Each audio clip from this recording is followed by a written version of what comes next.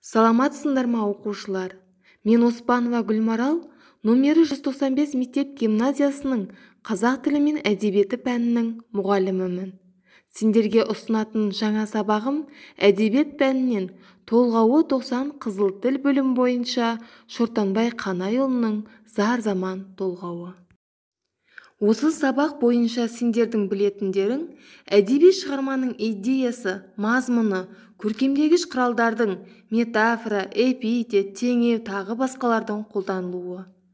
Сендердің меңгеретіндерің әдеби шығарманың идеясы мен мазмұнын ұлттық мүдде тұрғысынан ашу, шығармадағы көркемдегіш құралдардың қолданысын талдай отырып автор стилін анықтау.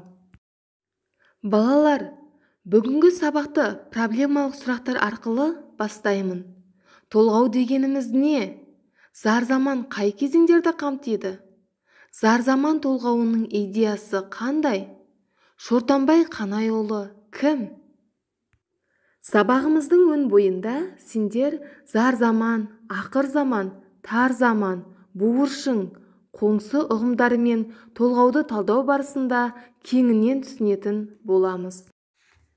Ең алдымен толғау сөзін тереңнен түсініп алайық. Толғау халық поэзиясында кең таралған қоғамдық саяси лириканың бір түрі. Толғау тарихи жыраулық поэзияға тікелей қатысты. Толғау белгілі бір мақаммен, музыкалық аспаптың сүйемелдеуімен айтылады.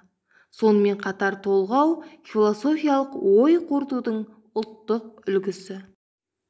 Ендеше балалар, Шортанбай Қанайұлының өмірі мен шығармашылығына байланысты бейне материалды тамашалайық. Ақын Шортанбай Қанайұлы әдебиеттің зар заман аталған кезеңінің ірі өкілдерінің бірі.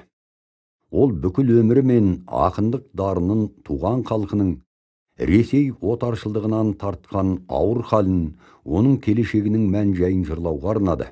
Өзі куә болған заманының кемшіліктерін өзгелерден бұрын сезініп аяусыз әшкерелеуге атсалысты. Қазақ даласына Ресей отаршылдығымен бірге келген қоғамдық, әлеуметтік өзгерістер халықты екі жақты езгіге ұшыратты.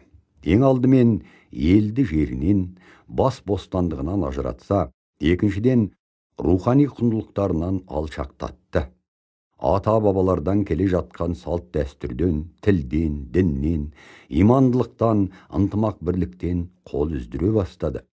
Адамдардың мінез құлықтары өзгеріп, жас ұрпақ ата-ананы сыйламайтын жағдайға келді.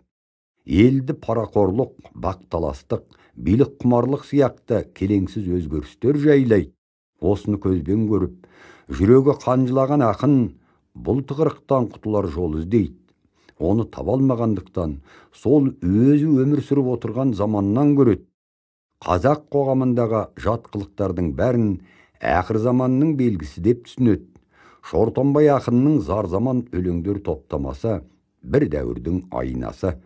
Жаңа заманның болмысынан түңілген, халық қамын ойлаған ел ақсақалының, азамат ақынның жан айқайы, толғаныс тебіренісі. Бірінші тапсырма. Бейнематериалдан алған деректер бойынша алған білімімізді сәйкестендіреміз. Жарайсыңдар. Зарлығының белгісі бір-бірлерін күндеген. Білмегеннің белгісі балаңды бер деп орыс тұр. Тарлығының белгісі жақсы жаннан түңілген. Екінші тапсырманы орындаймыз. Бос орынға қажетті сөздің біреуін таңдаймыз. Жарайсыңдар. 19 ғасырда өмір сүрген ақындарды Мұхтар Әуезов зар заман ақындары деп атаған. Ал енді үшінші тапсырма. Дұрыс не бұрыс әдісі арқылы орындап көрейікші.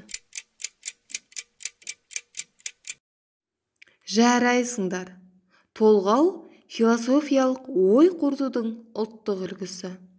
Зар заман прозалық шығарма емес, поэзиялық шығарма. Шортанбай өлеңдерін тұңғыш жариялаған Радлов болатын. Зар заман рухани адамгершілікті ту еткен шығарма емес, халықтың қайғы мұңы суреттелген шығарма болатын. Осымен балалар, сабағымды қорытындылау үшін мына қоржынды сұрақтарға жауап беру арқылы толтырайық. Шортанбай Қанайұлының Зарзаман ақындары қатарына қосылуының себебі неде деп ойлайсың? Шортанбай шығармаларының басты тақырыбы қандай? Бүгінгі заман шортанбайларына кімдерді жатқызар едің? Ал балалар, осымен бүгінгі сабағымыз аяқталды. Келесі кездескенше сау болыңдар.